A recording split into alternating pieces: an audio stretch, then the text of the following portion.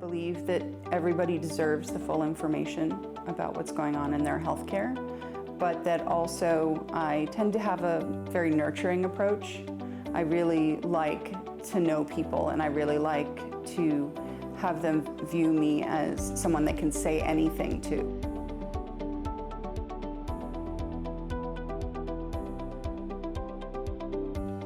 So initially, I went into infectious disease fellowship thinking that maybe I would just do what most people do in infectious disease, which is consults. And what I ended up finding is that it didn't suit my personality.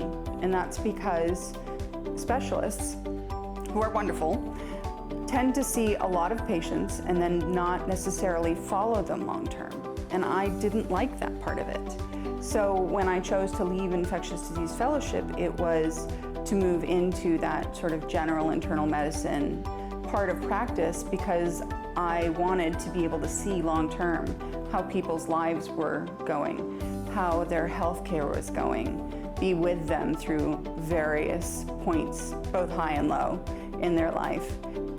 We see people in some of the scariest moments in their lives, and people want to know that they are recognized and seen for who they are.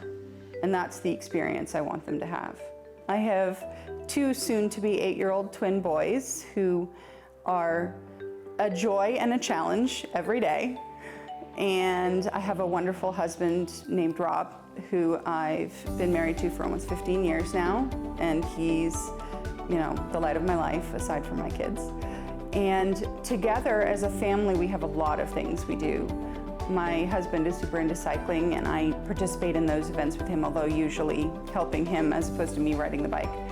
And I like dancing. We did ballroom dancing together a lot in the past, and I enjoy the expressiveness and the learning to just not think about anything that is involved in expressing yourself creatively.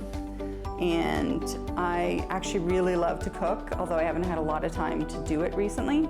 So I'm looking forward to maybe learning some new things, especially with all the fresh fish that's available around here. I really like the fact that it is a physician-driven organization. There are always going to be things I have to bring up, things like cancer screenings, things like making sure we're evaluating for heart disease, all of the stuff that we know in primary care we need to take care of to make sure that people can live the longest, healthiest life.